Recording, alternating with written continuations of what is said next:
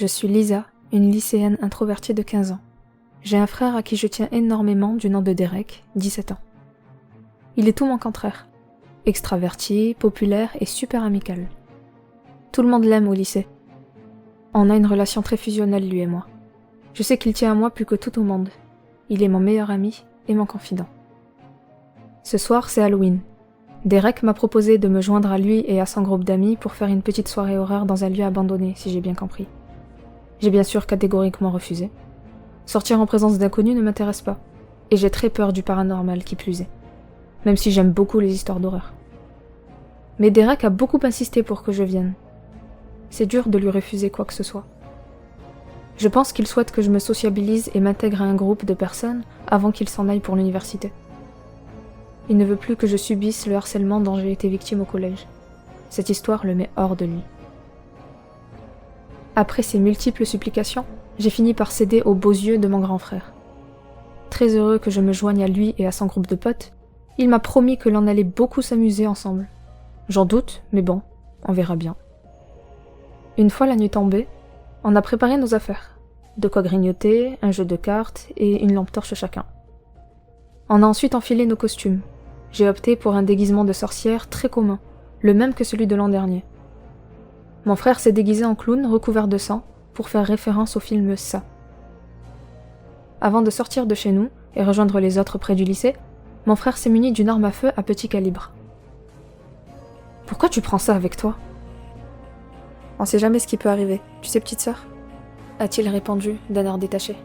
« Mais on va où pour que tu prennes un flingue avec toi, bon sang ?»« Relax, c'est pas bien méchant.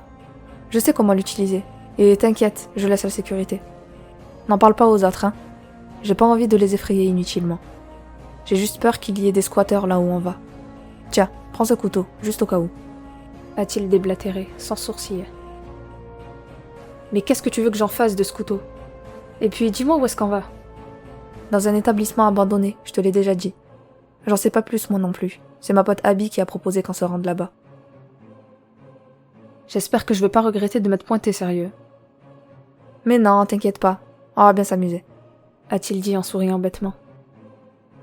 Sur ces mots très rassurants, on est sorti de la maison après avoir embrassé nos parents. Une douce brise fraîche se faisait sentir et la lune éclairait notre chemin. Dans le quartier, il y a pas mal d'enfants qui tapent aux portes du voisinage. Ça me rend nostalgique, cette ambiance halloweenesque. Après 10 minutes de marche, on a retrouvé les amis de Derek devant notre lycée. Il y a 2 gars ainsi que 2 filles, tous déguisés. Ils nous ont salués, puis on s'est mutuellement présentés.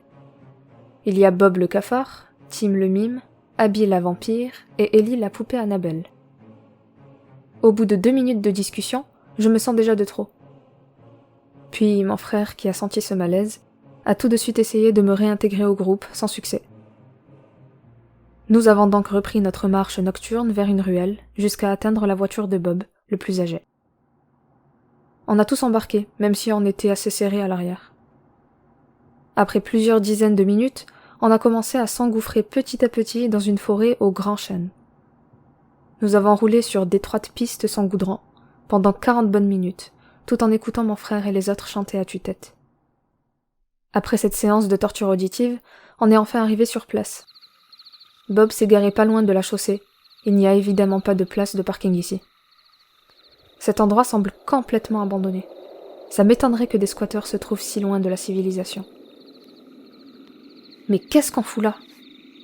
On se dirige vers notre destination isolée du monde, s'écrie mon frère, heureux. Me dis pas qu'on doit aller dans la forêt. D'un signe de la tête, mon frère acquiesce fièrement et de façon satisfaite, un sourire aux lèvres. Quel idiot celui-là. Mais j'avoue que l'ambiance ici est assez incroyable. Bon, on commence à marcher, a dit Tim. Ça va nous prendre combien de temps? Demande Ellie. Environ 30 minutes de marche, 20 tout au plus si on y va franchement, déclare Abby. Avant de se rendre sur place, on a récupéré pas mal d'affaires dans le coffre. Puis on s'est mis à marcher pendant de nombreuses minutes. Les insectes et animaux semblaient étrangement très agités cette nuit. Le sol de ces bois est à la fois sinueux et plein de plantes arbustives qui rendent difficile l'accès à notre destination. De plus, une pluie s'est soudainement mise à nous tomber dessus. Malgré ma prudence, j'ai quand même trébuché sur un caillou, ce qui m'a valu un genou écorché. Ça saigne légèrement, mais rien de grave. Mon frère, inquiet, m'a aidé à me relever et m'a dit de faire attention. Après plusieurs minutes de plainte, nous sommes enfin arrivés sur les lieux, complètement trempés. Et j'avoue que ça en a valu le coup d'œil. L'établissement en question est une grande école abandonnée de 3 étages avec un rez-de-chaussée, aux murs vert pâle et aux fenêtres brisées. Les yeux émerveillés, apeurés et satisfaits face à un tel lieu, on a monté les escaliers menant tout droit vers un trou béant qui faisait autrefois office de porte d'entrée. Après avoir enjambé les décombres, j'ai ressenti des frissons me parcourir l'échine tellement l'ambiance de cet endroit était sensationnelle. Ellie, qui se situait à l'arrière du groupe, s'est exclamée d'une voix tremblante. « Y a quelqu'un » ? Calme-toi, Ellie, a dit Tim, d'une voix se voulant apaisante. « J'ai cru voir quelque chose près du gros rocher, je vous jure » a crié Ellie. Allons vérifier si ça peut te rassurer, a répondu Tim. Après vérification, il semblait qu'Ellie ait juste halluciné. C'est sûrement la peur qui lui joue des tours. Nous avons ensuite visité le rez-de-chaussée tous ensemble. De nombreuses salles de classe se trouvent ici, avec tout le matériel laissé à l'abandon. Le bâtiment est en bien mauvais état, en ruine même. Après avoir fait le tour de toutes les salles du rez-de-chaussée, on s'est installé dans le hall situé au fond du couloir près de l'entrée. Ce dernier donne sur plusieurs couloirs, ainsi que sur les escaliers menant aux autres étages. Nous avons posé nos affaires sur le sol, puis avons mis en place tout le matériel. Table de Ouija, quelques bougies, une lanterne centrale, et bien sûr des friandises. Nous avons fait une petite séance de Ouija, juste pour s'assurer qu'il n'y ait aucun mauvais esprit d'après Abby. Pendant la séance, nous étions tous très mal à l'aise, sauf mon idiot de frère qui ne s'est pas gêné de nous faire une petite frayeur en pleine session. La séance bouclée, nous avons convenu de nous diviser en 3 groupes de 2 personnes pour vérifier et visiter chaque étage. Nous nous sommes tous équipés de lampes torches. Ellie et Tim se sont rendus au 3e étage, Abby et Bob au 2e, et enfin, mon frère et moi au 1er. Derek a enjambé le pas en premier, totalement impatient. Je l'ai suivi de près. Les autres se sont rendus à leur étage respectif. 2 ou 3 minutes se sont écoulées dans un silence de mort lorsqu'on a soudainement entendu un énorme bruit, comme si un truc très lourd était tombé. Tétanisés, nous avons entendu quelques secondes sans bouger pour tenter de discerner un quelconque son qui puisse nous orienter sur l'origine du bruit. Un cri effroyable provenant de l'étage supérieur s'est ensuite fait entendre. « C'est juste pour nous effrayer, c'est ça ?» a dit Derek d'un ton amusé. « Courez !» s'est écrié Tim, la voix résonnant dans tout le bâti. Après avoir échangé un regard angoissé avec mon frère, nous nous sommes mis à courir vers les escaliers, dans lesquels nous avons croisé tout le reste du groupe, excepté Ellie. Nous avons continué notre descente vers le rez-de-chaussée. Étrangement, les lueurs de la lune ne traversent plus du tout l'entrée. À la place, c'est un énorme rocher qui s'y trouve, comme pour nous barrer la sortie. « Cachons-nous ! Ellie a été complètement massacrée. J'ai vu un truc humanoïde, très grand, déguisé en médecin de la peste. Mais il bouffait Ellie, je vous jure qu'il l'a mangée. Cette chose n'est pas humaine, j'en suis sûr. » Tim est totalement chamboulé. Les bruits provenant de l'étage nous font froid dans le dos. Des pas inhabituels, inquiétants et d'ignobles grognements ont l'air de se rapprocher dangereusement de nous. Sous le coup de la panique, nous nous sommes éparpillés. Mon frère et moi nous sommes dirigés vers une direction, tandis que les autres se rendaient à l'opposé. Derek s'est réfugié dans un casier du couloir, pendant que moi, je me suis faufilé dans une salle de classe, située en face du casier de Derek, sous le supposé bureau du professeur. J'ai retenu ma respiration, puis j'ai fermement empoigné l'arme blanche que mon frère m'avait confiée plus tôt dans la nuit. En l'espace de quelques secondes, les abominables sons se rapprochaient bien trop vite de moi. Il est là. J'entends sa respiration sifflante. Il sait que je suis là. Soudain, mon petit abri s'est retrouvé dans la patte qui servait de main au monstre. Il m'attrape brusquement par le cou, puis me soulève d'une aisance déconcertante. Le masque d'oiseau à moitié enfilé, je tentais de discerner ses yeux, mais ce n'étaient que des trous vides et profonds. Il tente de me croquer, mais je l'ai poignardé avant, le plus fort possible au niveau du crâne. La lame s'est enfoncée, lui faisant extirper un cri supplémentaire. Tout à coup... Cours, Lisa ! Mon frère, c'est Derek. Il me semble avoir entendu 2 détonations. Le monstre m'a lâché, puis a hurlé si fort que le bâtiment a tremblé. Avant même d'avoir le temps de me relever, la chose s'est quasiment volatilisée en laissant une traînée de liquide rougeâtre derrière lui. On dirait qu'il se dirige vers les autres. Mon frère a couru à l'extérieur de la salle, comme s'il poursuivait la chose. Il est revenu sur ses pas quelques instants après, avec la sacoche de Bob à la main, qui se trouvait initialement dans le hall. Derek m'a ensuite attrapé par le bras, puis nous avons couru le plus vite possible vers une autre pièce, pour que le monstre perde notre trace. Une fois réfugiés dans une nouvelle salle de classe, nous nous sommes précipités vers une des nombreuses fenêtres. Alors qu'on s'apprêtait à s'échapper, on a vu au loin une chose ressemblant trait pour trait à une faucheuse, courir excessivement vite vers nous.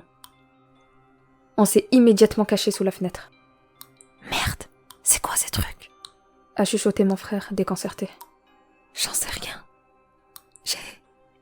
J'ai du mal à y croire. » Les deux choses semblaient communiquer entre elles, par des bourdonnements mêlés à des grognements, sans que l'on puisse comprendre quoi que ce soit. En tout cas, ces choses semblent douées d'intelligence. Après un enchaînement de faibles grognements a retenti un cri monstrueux, comme si cette chose s'apitoyait. Il est possible que le premier monstre soit mort suite aux blessures infligées par les balles. Derek et moi avons ensuite assisté à des cris déchaînés et à des bruits de pas incessants. Soudain, de nouveaux cris humains bien distincts ont retenti. 3 cris, pour être exact. Puis le silence a refait surface. Désormais, seuls des bruits de mastication mêlés au son perforant de la pluie résonnaient. Nos visages se sont décomposés de terreur. Mon frère m'a attrapé dans ses bras pour me réconforter, puis m'a ordonné de m'enfuir d'ici pendant qu'il jouera l'appât. « Et toi? Je peux pas m'en aller sans toi ?» Écoute Lisa, je sais que ça va être dur, mais faut que tu t'en ailles le plus vite possible. Ces choses savent que nous sommes là. Je vais te faire gagner du temps, dit-il plein de regrets. « Et toi? Qu'est-ce que tu vas devenir ?» Tu oses douter de moi, le plus fort des grands frères? A-t-il dit de façon fébrile, en souhaitant me rassurer. Derek, tu trembles. Ça suffit, on n'a pas de temps à perdre. Dépêche-toi de t'en aller, a-t-il balancé de façon impatiente. Je survivrai, puis te rejoindrai. Rends-toi dans la voiture de Bob. Prends cette sacoche, il y a ses clés dedans. Tu dois te mettre à l'abri, quoi qu'il en coûte. Appelle ensuite de l'aide dès que tu capteras du signal. Cours et ne te retourne pas. Je peux pas te laisser derrière. Et puis, il va m'entendre, c'est sûr. Ne t'inquiète pas, j'assure tes arrières. Et puis, avec le boucan de la tempête, ces monstres semblent perturbés. Tu peux y arriver, Serette. Crois en toi. Tu dois survivre. Il tente de me rassurer en me disant qu'il me rejoindra. Mais sa voix tremblante et son visage attristé ne peuvent pas me tromper. Il sait, et je sais, que c'est la dernière fois qu'on se voit. Sous les puissants sons du tonnerre et de la pluie, Derek me regarde dans les yeux, comme pour profiter une dernière fois de ma présence, le visage raide et mélancolique. Après avoir enlacé longuement mon adorable et merveilleux frère une dernière fois, il s'est dirigé vers l'affreuse bête similaire à la faucheuse. Pendant ce temps, j'en ai profité pour sortir par la fenêtre en attendant qu'un tonnerre gronde suffisamment fort pour camoufler mes bruits de pas. Je me suis dirigée en courant le plus vite possible vers la forêt. Avant de m'engouffrer dans les bois, malgré la pluie torrentielle qui se déversait, j'ai entendu de nouvelles détonations. J'ai suivi le conseil que Derek m'a donné. Je cours sans me retourner. Pendant de longues minutes, les larmes ne cessent de couler. Je ne contrôle plus rien. Je cours, mais la raison m'échappe. Je ne sais plus pourquoi je cours, mais je sais que je le dois pour sauver ma vie. La pluie s'abat sur moi, malgré le dense feuillage. Le néant semble prendre de plus en plus d'ampleur en ces lieux.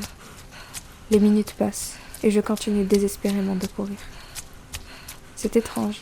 J'ai pourtant fait en sorte de ne pas m'égarer, et ai couru en ligne droite, en prenant le même trajet que l'allée. Mais c'est comme si la forêt refusait de me laisser partir. Comme si, maintenant, je lui appartenais. D'une respiration sifflante et saccadée, mon corps refuse catégoriquement de continuer. Je m'effondre. Je tente malgré tout de me relever, mais je ne peux plus rien faire. Mes muscles ne supportent plus cette course acharnée. Je vois de moins en moins bien. Des bruits de pas se rapprochent très vite de moi. Le dernier espoir qui me restait n'existe désormais plus. Il ne me reste plus qu'à me lamenter sur mon triste sort.